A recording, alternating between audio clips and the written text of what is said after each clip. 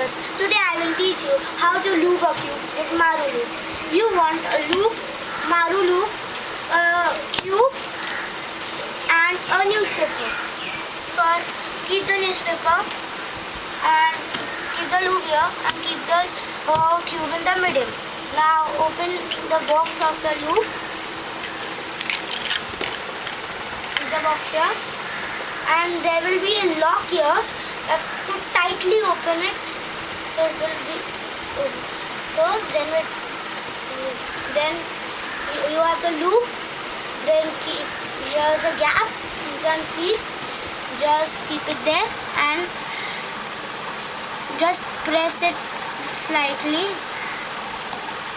on the four corners of the middle piece.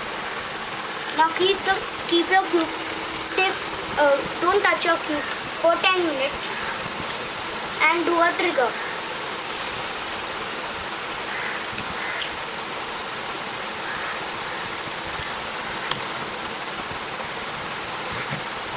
After 10 minutes, the cube is looped perfectly, and as you can see, the dust came out from the cube. Thank you.